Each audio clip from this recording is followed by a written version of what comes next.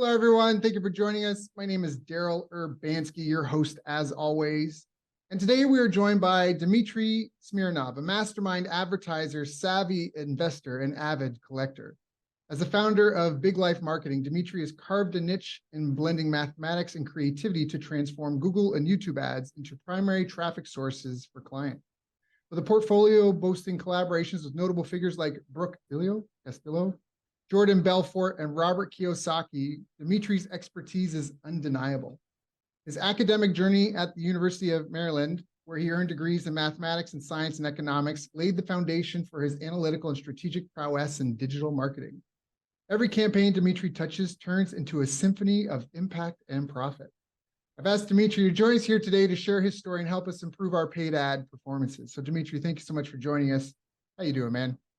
Thank you for having me. I'm doing really well and really happy to be here. Yeah, good. It's an honor and pleasure to have you. Before we get into paid ads and all this stuff, how did you even get into kind of marketing and sales? Do you come from a family of entrepreneurs? Were you sitting around the dinner table with your parents and your dad be like, look, son, sell me this pen?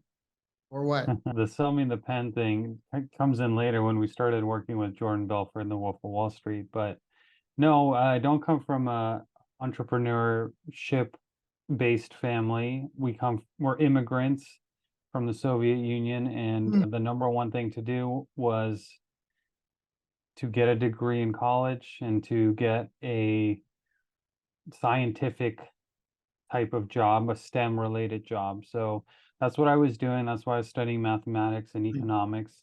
All my classmates, they were vying for these jobs at banks, at insurance companies, hedge funds, and things like that. And I was thinking to myself, I really don't want to do that. High paying, probably the highest paying industries out of college, but that means I had to wake up early, I had to stay late, I had to do the corporate grind, and I did an internship one summer at a bank and I hated it. So I realized that world, the one that I'd been preparing for 17 years between all of my grade school and college time, that wasn't for me. And I actually chose not to do anything for a while. Eventually, after college, I stumbled my way into this digital marketing startup that was looking for customer support agents for minimum wage. And I said, that's exactly what I need to do. And so I did. And I quickly became the best customer support agent in the whole company, which led to a promotion to start working with the founders of that startup, which was highly successful, actually. It was a small company, but I started working directly with them on the marketing side. So we were doing Facebook and Google ads, and that's where it all started. Got it. I love that. And I love that your story comes through a customer-centric approach. It's not like I had a vision that I was going to have the best bakery. You're like, no, I got in and I started touching and contacting and dealing with customers all day, every day. And I excelled at helping the customers. And that got me audiences with the founders and the owners. And then we started bringing more people in. I feel like that's such almost an organic way to start any company. I'm not trying to blow hot air up your ass. I'm just like genuinely, people forget all the companies is a group of people that solve the pain of another group of people, and they do it via a product or service. So I really love that.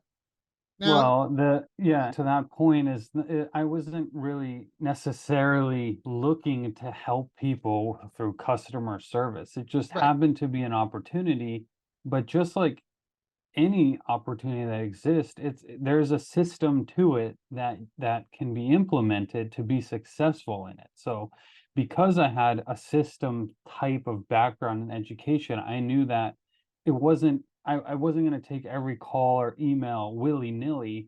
There was a process to being good and to being efficient, to being fast, and actually getting the questions answered.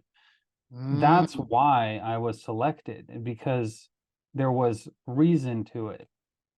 I love this. So am I correct in trying to parrot this back, saying that you focused on the process?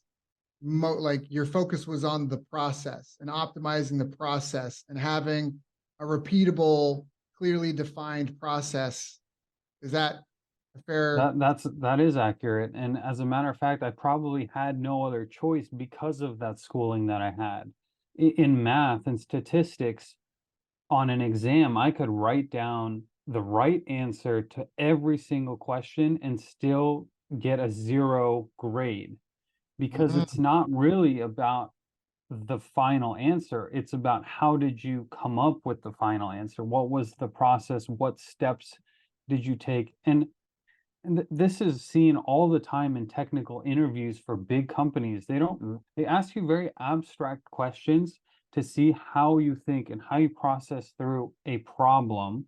And they want to know each step of the way of you getting to a final answer. And really processes is what makes our company now at Big Life Marketing work well because of our processes. I love that. I love that 100%. You can't control outcomes. So in my early business career, I had a martial arts school, and I did a lot of training camps because I was trying to upgrade my own skills with UFC champs and world class jiu-jitsu champs and even a couple of Olympians. And what I got from that, and I'm not a world champion, I'm not an Olympian, but what I got from that was you can't control the outcome. What you can do is you can understand the real world benchmarks. So your best may not be enough. What you have to understand is what is required. What is the requirement? This is something I came up with this. Somebody else probably said it, is that world champs don't show up to the world championship and discover that they're the best in the world. They already know before they get there. The real winners, there's lots of people that go hoping to win, but the real winners, the one that show up and they win again and again, there's no hope in it. They know exactly what every level everyone else is at, and their process has proven, trained, and tested them to make sure that they will perform on game day above the competition. There's no guesswork. It's not a show up and hope. It's they already knew they were the best in the world, and that is just the day that everybody else finds out.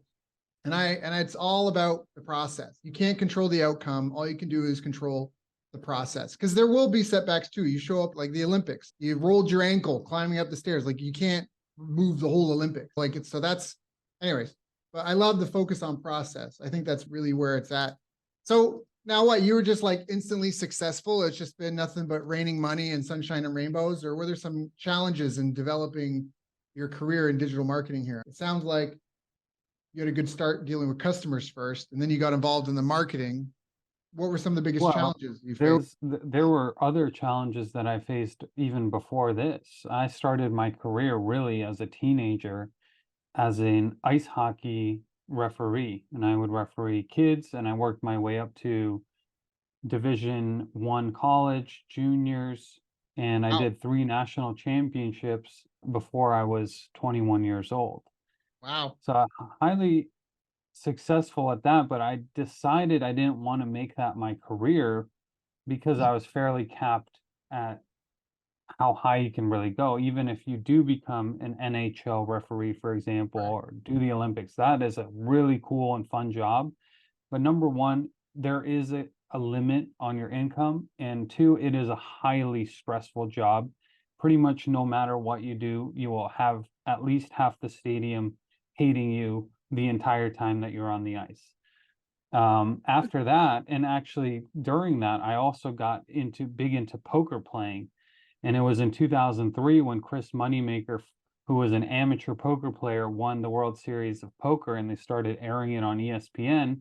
I was a teenager, and all my friends, we got into playing little $5 games, and that quickly grew into very high stakes, where I would do online poker with 6 to 8 tables at a time of hundreds of dollars per table, and I was trying to grind my way into becoming a professional poker player. But what I found was that it's also a very difficult job. You're either spending all day sitting at a poker table looking at cards and other poker players like you, literally all day, or you're sitting at a screen, and it's not even creative work.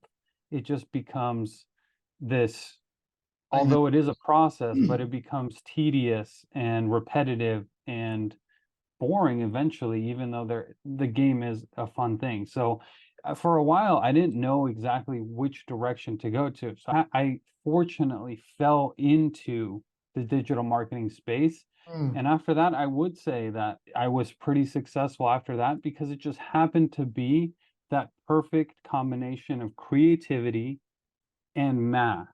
So I could use my left brain and my right brain, merge them together. And it's like this perfect mix that was right for my personality. I didn't have to wake up early. I could stay up late. I could work on these projects whenever I wanted. It's a direct response. So you get feedback immediately if your campaigns are working or not. It's just the best of all the worlds. I love it. So, having had some notable successes, what would you recommend to someone starting out or struggling with paid ads online?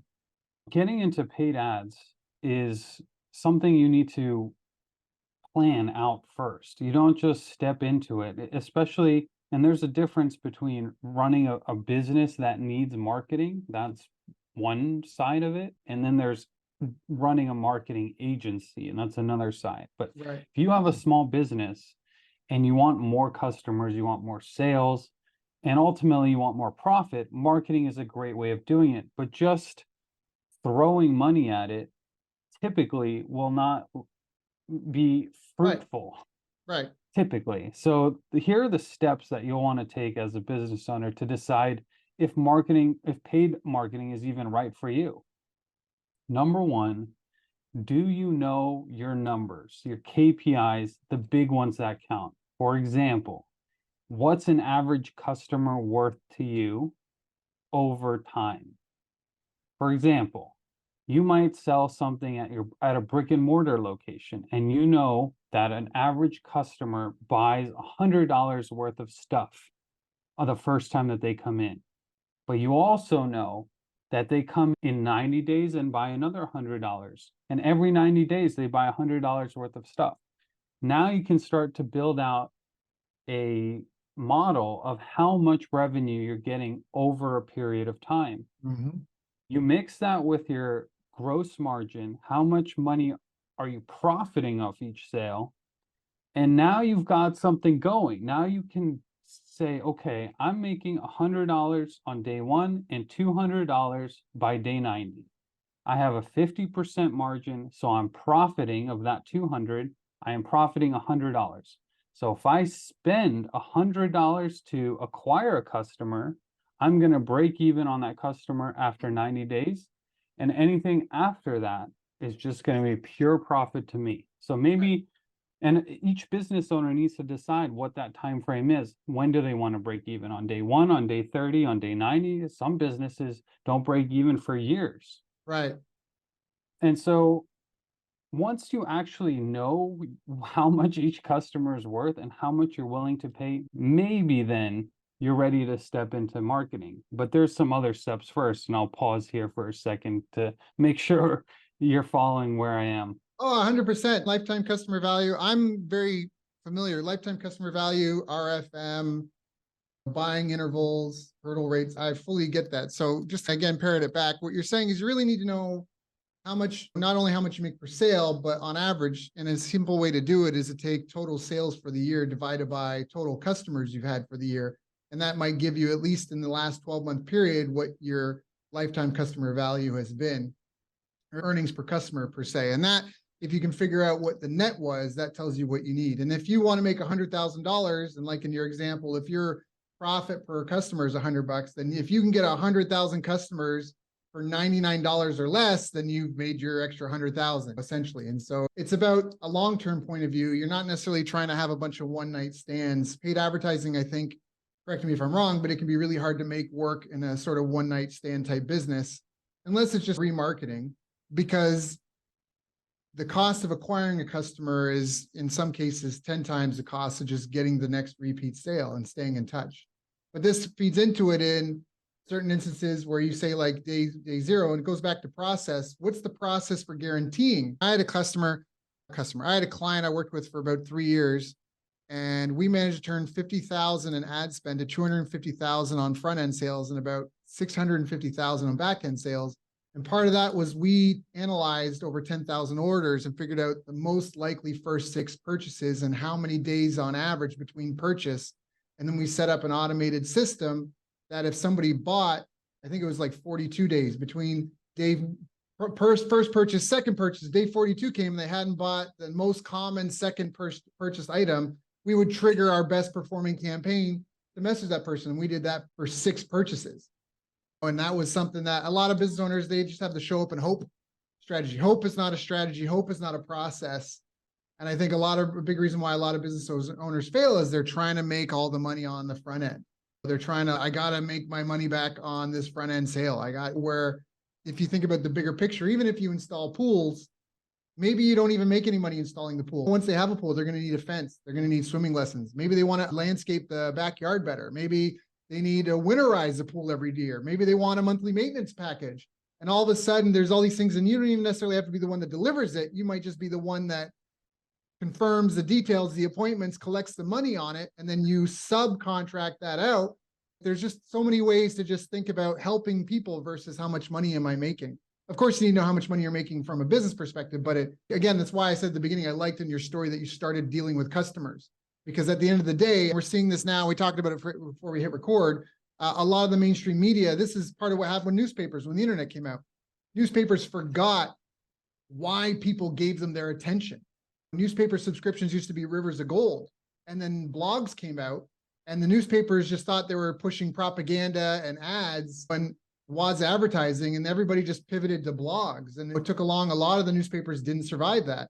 And now we're going through like a new era in mainstream media where they think that they're just there to push a narrative, and people just don't like being lied to. They don't like being manipulated. And we're seeing a lot of these previous pillars in media fall because they're disconnected from the customer. So this is to circle it back in that it is about how much money you're making, but it's also about taking care of the people and make sure that they feel that you're taking care of them. Not that you think and that they should be grateful, but what do they think and feel?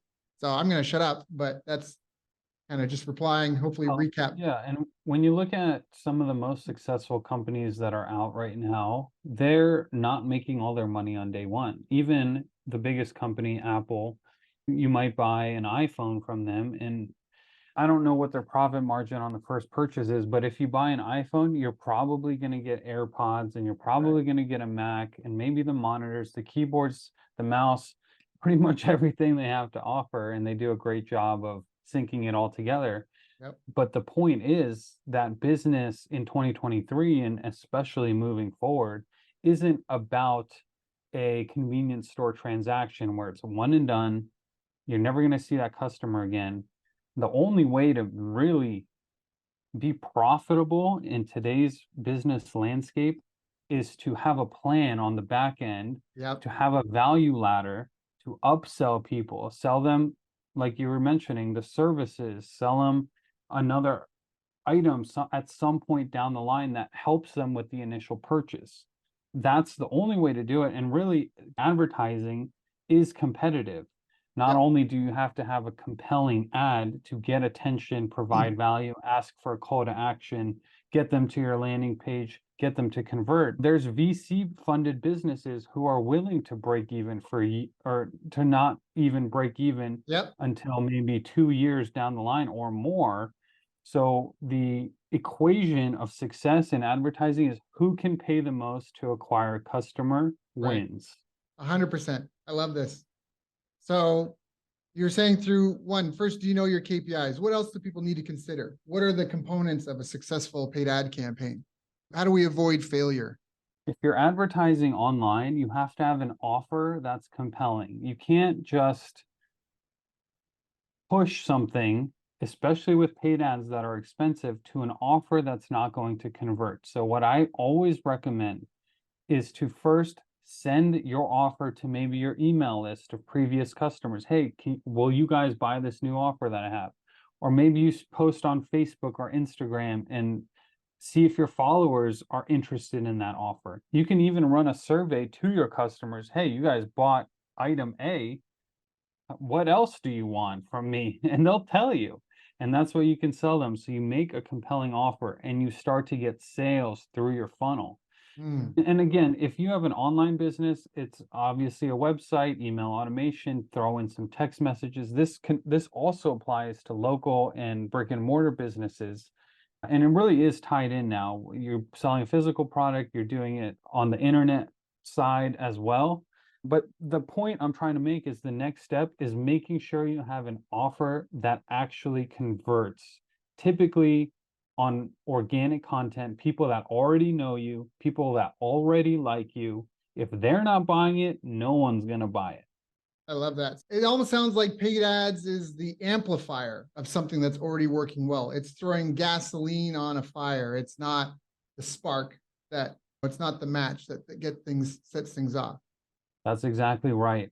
It's not really a great place for testing, especially early on. If you're already successful in paid ads and you want to come out with something new and you have a pile of money that you've made with advertising already, then by all means do the testing, and there's definitely merit to that.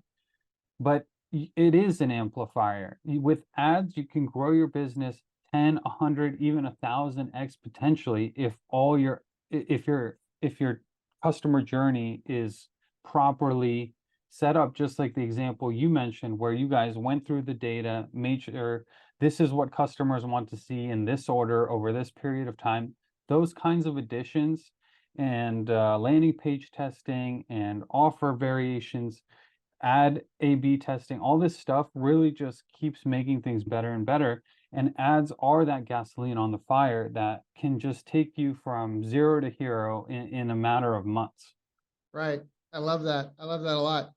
So let's keep diving into this. So first you need to know your numbers. Next you need a compelling offer. Then what? Then it's up to you to start.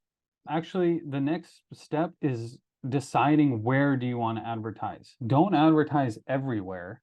There's a lot of options. You can go on Facebook ads, Google ads, YouTube ads. You can go on TV, magazines, radio, third-party sites. You can do a million different things with advertising. But you should decide you have to look at who is your audience and where are they.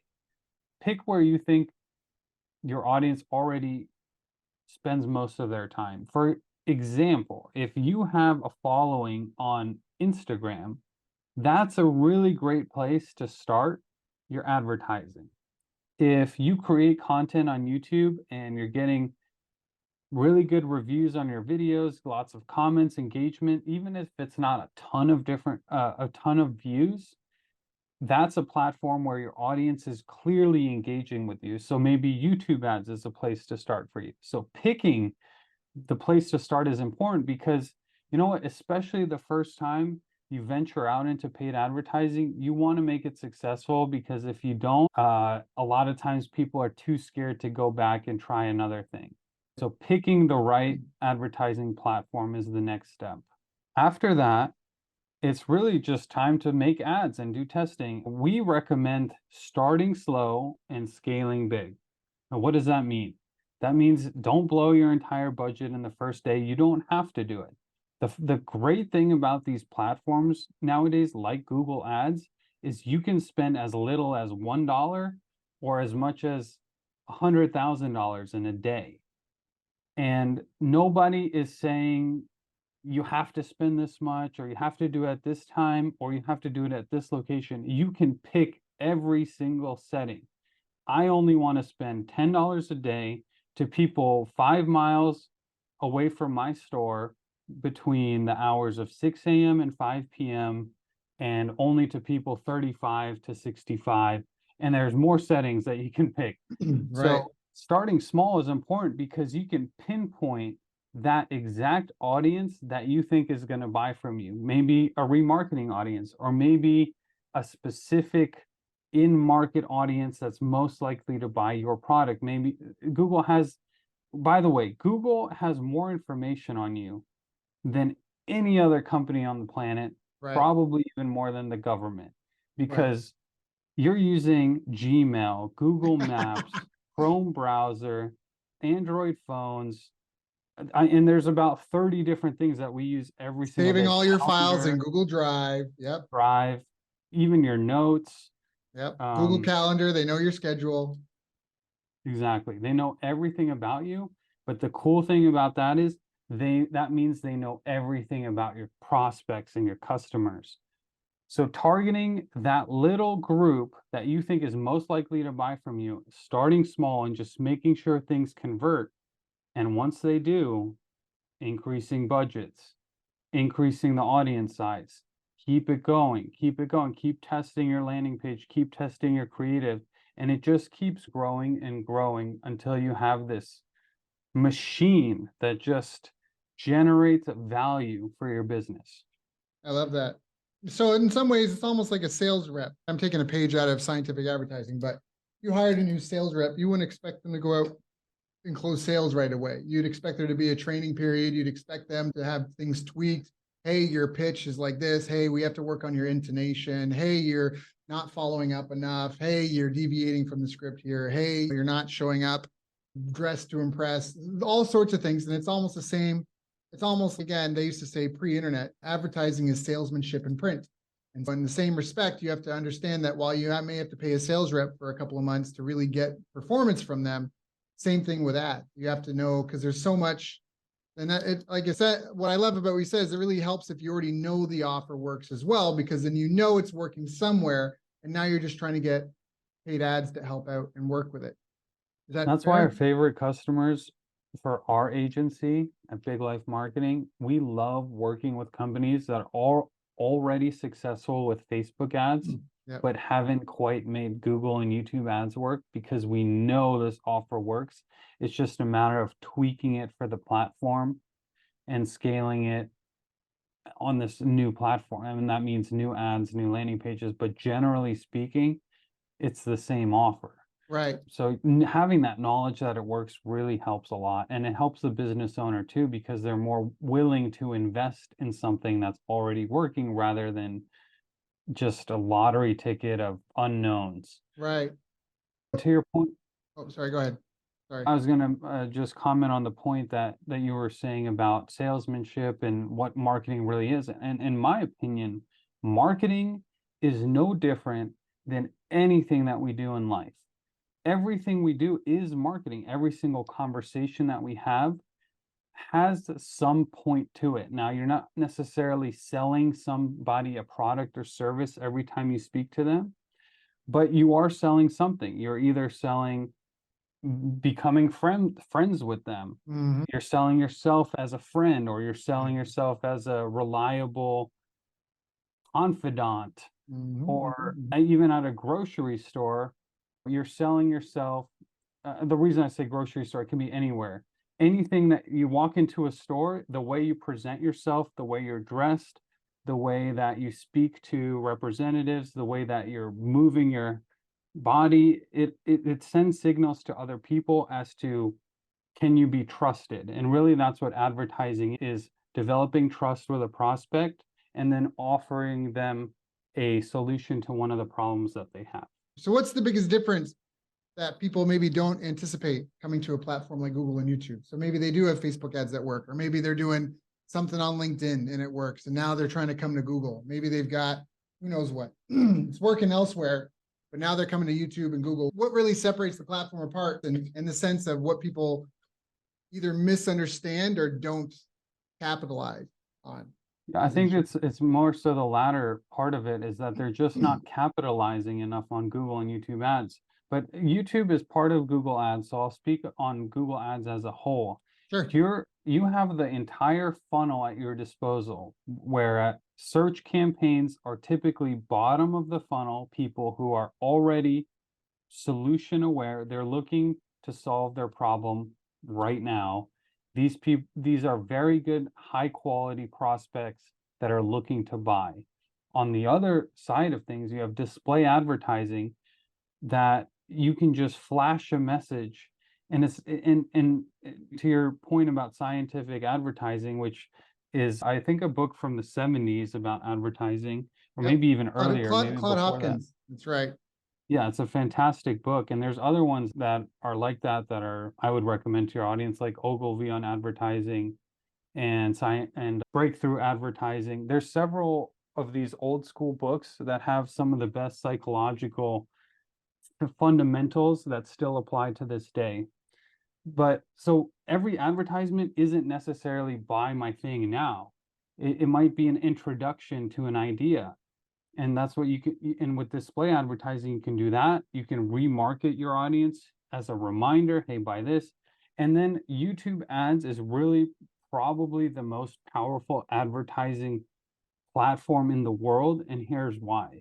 Number one, it's got more scale than any other website, really. The vastness of YouTube is a little bit underrated, I think. There's so many videos, hours of content, billions or trillions, I don't even know how much, but I think it's behind google.com, it's the second most visited site, so it's even bigger than Facebook. But here's the coolest part about Facebook ads. Ads or YouTube YouTube? ads. YouTube ads. Facebook, by the way, it's not like I hate on Facebook. They have their own I hate on systems about Facebook. them. They just ban people for no reason, and then I'm done with Facebook. And then they That's censor the true. snot out of They everyone. And do tend to ban for no reason. Google is a lot better about that. So way the better. coolest thing about YouTube ads is that you can get your perfect prospect in their perfect state of mind to buy, because when a lot of times, I'm not talking about watching anime on YouTube or whatever. A lot of people go to YouTube to learn something. They're looking or fix something. They have a problem and they're looking for a solution. That's the state of mind you want your customers to be in. And guess what? You can interrupt them with your advertisement, and it's not just copy and it's not an image. It's an actual movie. Video. Yep. It's a 30-second or 5-minute movie, and you can grab attention with your hook. You can deliver value. You can explain the problem. You can explain the solution, the benefits, overcome objections with your tone, with the copy, the words that you're saying, and with the entire screen at your disposal. And then ultimately ask for a call to action. And the ads are not that expensive relative to Facebook. They are a little bit more, but you get so much more.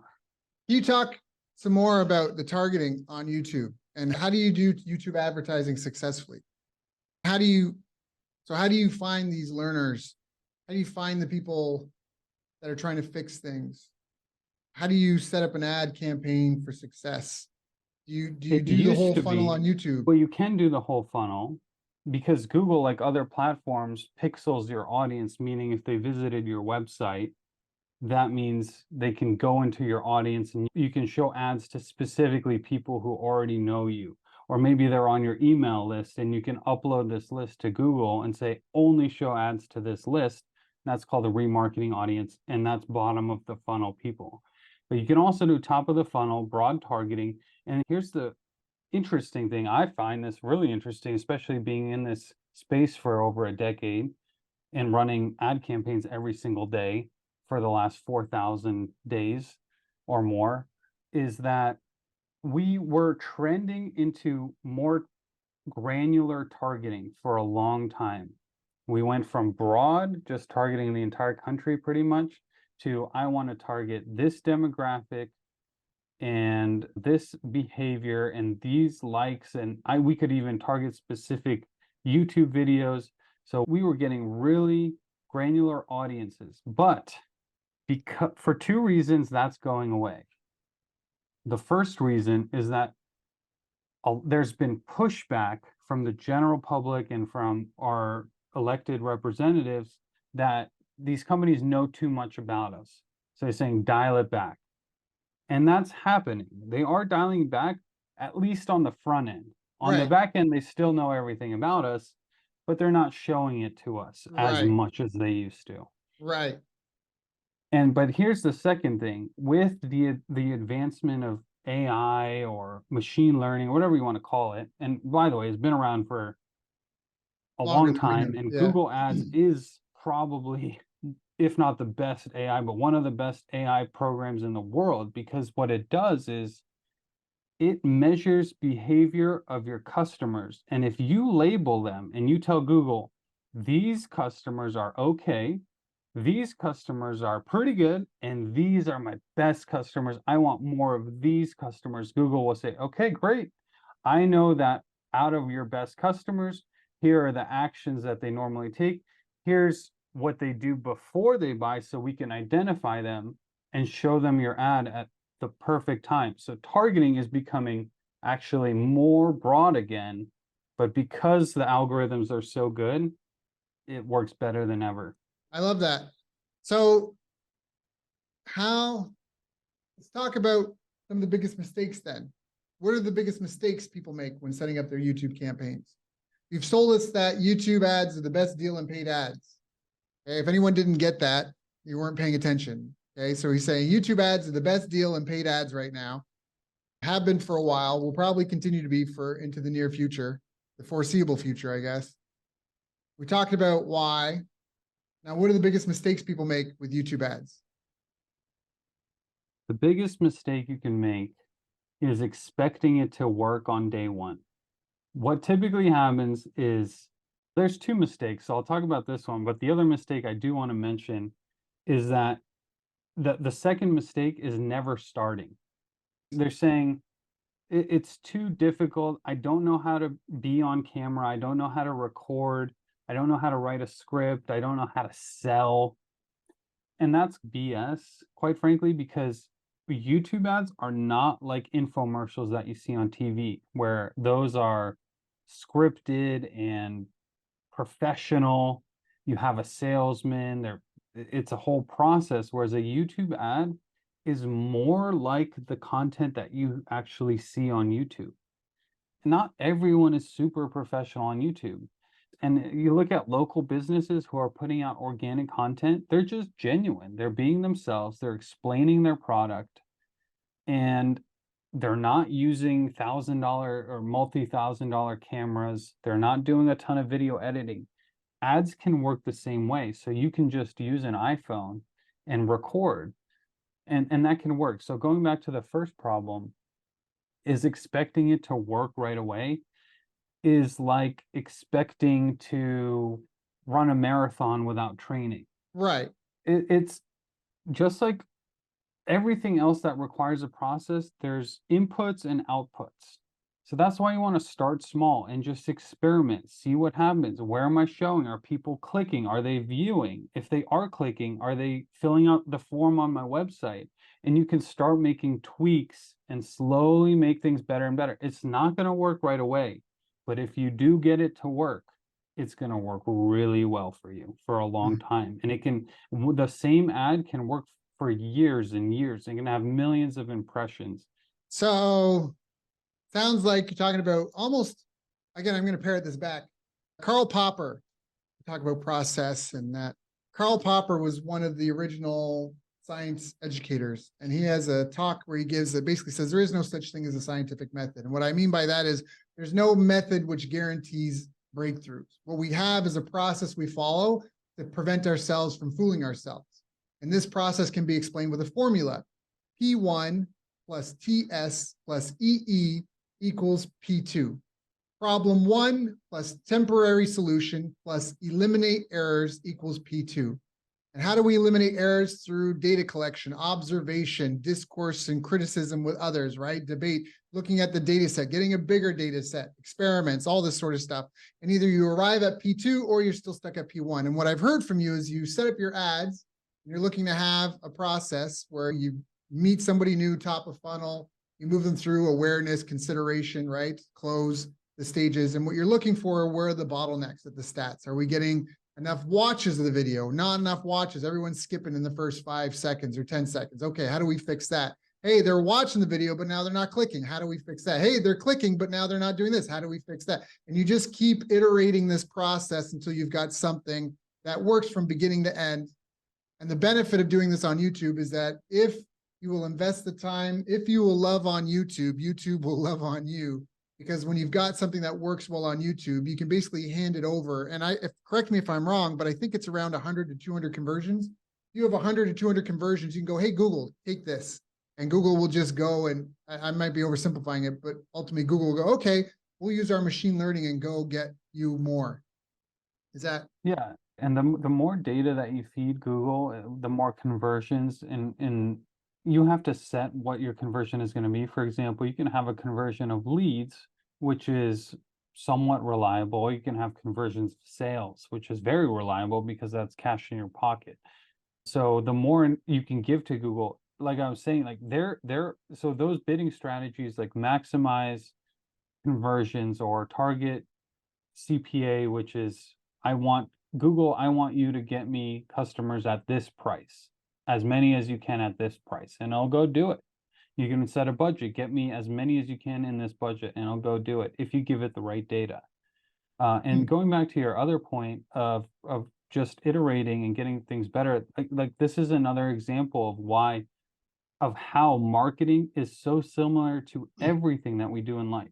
Google ads and YouTube ads and marketing at large is not rocket science, really. All it is doing more of what works and less of what doesn't. That's Right. all it is. It's and that's what we do if we want to have a better relationship with anybody or a significant other. Let's do more of what works and less of what doesn't. Every single aspect of life is that, and all it takes is just doing the work, looking at the data, doing the work, and then being creative. And by the way, there's a lot of tools out there that can help with that creativity too. ChatGPT and all the AIs that are popular right now, there's no excuse for not being creative anymore. Yeah, actually, since you mentioned tools, I say, what are the tools that you feel are the best companions for managing YouTube campaigns? Like I mentioned with ChatGPT, I think it's a must use in not generating scripts for you that you're actually going to record, but to help you with ideas that you then mold into edits, and then you can plug it back in again to keep iterating on that process. Make this script simpler, make it apply to my audience more, make the call to action more compelling. And that saves a lot of time and that instead of having to brainstorm all that yourself. From the video perspective side, there's editing tools. There's several that we use, including Descript is a big one. I love Descript. There's Opus, we use quite a bit. We use a browser extension called There's an AI for that. So Yeah. anytime we come up with some kind of a bottleneck, we just plug it right in and use that AI that pops up. And there's so many of them that it's hard to even list them. Yeah, fair enough. Fair enough. Fair enough. Now, what about standards? Are there base standards? So obviously, how do you know when something's working or not working? And obviously, not everyone's a statistician. So how many clicks? How do you know when you've had enough testing? Is 20 impressions enough to kill a keyword or an ad or? Yeah, first of all, to run Google ads, you don't have to be a statistician. And I'll tell you, the level of math that we do inside the agency is nowhere close to what I had to do to get that degree. So nobody should be scared of the math. It's basic algebra that's required unless you're building. And now we do this for fun and we do this for our clients that are high end, and we like to build prediction models and all this type of stuff, but it's not necessary for most businesses. Here are the benchmarks if you're advertising on YouTube ads, and we can get to search in a second, but on YouTube ads, you want to aim for at least a 20% view rate on in-stream videos. At least 20% in-stream. Now, there's also bumper ads, there's shorts now have advertising on them too, so make sure that you're segmenting by placement. So in-stream is the ones that you're watching a normal video, you get interrupted at the beginning or in the middle of that video. That's an in-stream ad. Almost all ads are like that. So 20% there.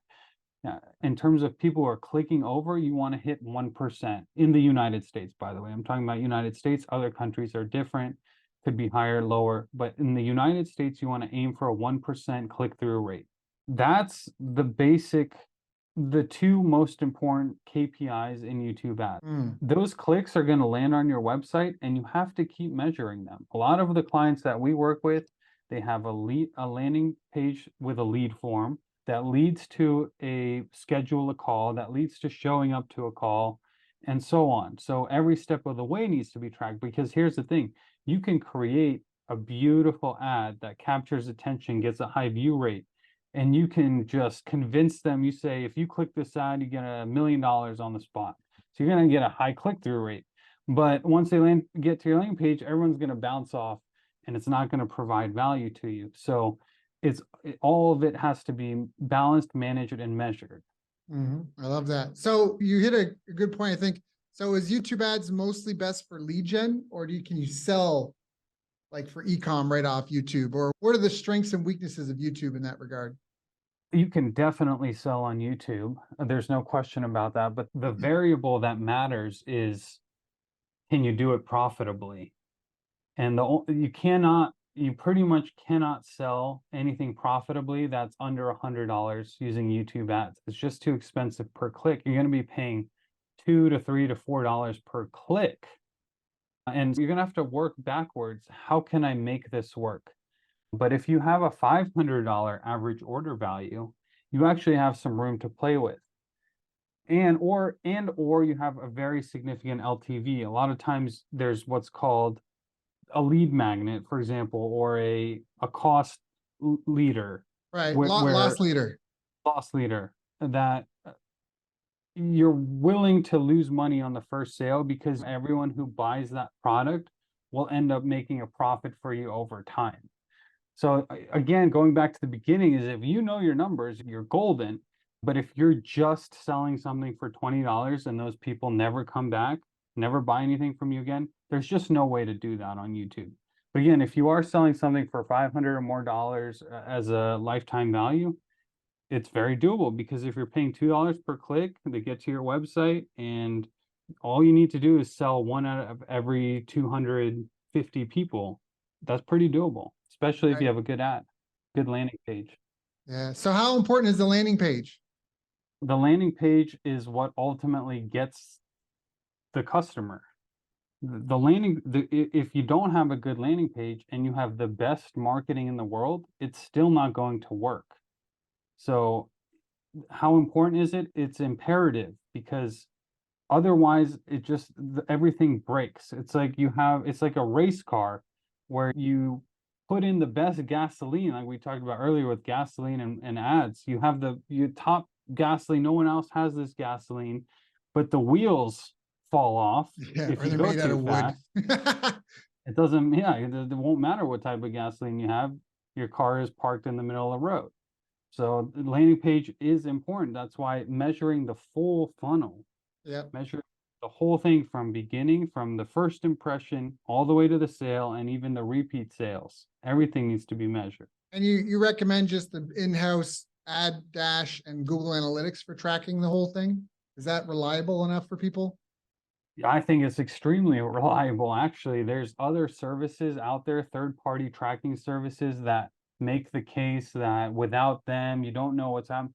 I've actually found that Google has the best reporting out of any of them. I have noticed that maybe tools like Northbeam and Hyros and Wicked Reports, things like this, actually do a better job maybe with Facebook ads. But when it comes to Google and YouTube, the platform itself does a really good job. Got it. Dmitri, I want to be respectful of your time. This has been a great interview. Lots of valuable gems here. People may want to listen to it more than once to make sure they got all. I've got a couple pages of notes. Is there anything I haven't asked you yet about this that I should have asked you? Yeah, I guess the question is, how do you start? And if you haven't started yet and you think you're ready to start, your numbers look good in terms of you have an offer that works, you have an average order value or lifetime value that's going to work for this. What's the first thing to do? And I would say the first thing is get on Google Ads, open an account, and create a remarketing audience of people that already know and like you. Again, those are people who visited your website or a list you already have. Then set up your conversion tracking. Make sure that Google knows every time somebody takes an action that's favorable to you. You have to train the algorithm for it to work. And number 3 is put out an advertisement just to that audience and make sure that it works, that it sells. And if it does, you're on your way to blowing up your business in a good way, because ads are going to work for you. I love it. I love it. I love it. I love it. So step 1, get an account. 2, create a remarketing audience based off of site visits, your email list, whatever you can that no interest. Buyers is ultimately the best, but if you don't have a couple thousand buyers, but probably to start off with, web visitors, email list, and then set up conversion tracking so Google knows, and then run remarketing ads just to them and keep testing until you have something that's generating sales. 20 sales is perhaps maybe a good goal to have to begin with. And then once you get over 20 to 100, you can really unleash the beast. Is that a relatively fair assessment? Yeah, that's fair. And the number of sales depends on how expensive your product is and what the sales cycle is. And maybe just Mm, even 1 or 2 sales is going to be enough for you to know that it's going to work to a wider audience. So that's when you open up the floodgates and start mm, targeting more broadly to mm. colder audience, which is a more difficult task than a warm audience. I have one last question. What do you think is going to happen in 5, 10, 15 years that people need to be aware of? What are you paying attention to? What's on your radar for this? A lot of this stuff a lot of marketing will get automated out, just like over the last 30 years. There's so much that's already been automated. So the automation will only continue to get more exponential. But there is still not just room, but there will be even more room for the people who are leveraging these tools and who are being creative with these tools. Mm, So all the mm, riffraff, so to speak, the poor marketing, especially the unprofitable marketing, but most importantly, the non-creative marketing is going to drop off because AI will be able to produce that with no work. right, So that's right. not going to be valuable anymore. What's going to be valuable is actually creating something new, exciting, creative, made for people. People are still going to be the only people are going to be the only consumers of these Yeah, products. We're not robots going aren't to going be to be the selling to buyers and robots. sellers. Yeah. So if you can leverage these tools and you can learn how to be creative, the sky's the limit. I love it. Dmitri, this has been such a good call. If people want to learn more, where should they go to find out, to get in touch? Yeah, you should visit biglifemarketing.com. Now, we also have some social medias that you can find just by Googling Big Life Marketing. But our website, it has our case studies, it has more information about what exactly we do and how we help businesses scale. And our goal is not just our goal, we're very successful at doing this, is becoming a profit center for the businesses that we work with. Meaning, when you're paying us a fee, what that means is you're putting a little bit in and you're getting a lot out of it. So we Mm, know that working with people, working with businesses doesn't work unless there's a profit to it. So right. that's why our number one goal right away is how fast can we get to break even? And then how fast can we profit for the client that we're working with? And how high can we take this? I love it. So if people want to learn more, you can try to do it yourself. But if you just want to have it done for you, go to biglifemarketing.com. That is biglifemarketing.com. Biglifemarketing.com. Dmitri, it's been an honor and a pleasure. I value your time knowing that you've got your own team, your own clients, your own following, your own life to take care of. Thank you for coming, sharing with my audience and I, so we can all learn from your example and hopefully do a little bit better. Thank you, Daryl. And it was great to be here. Good speaking with you.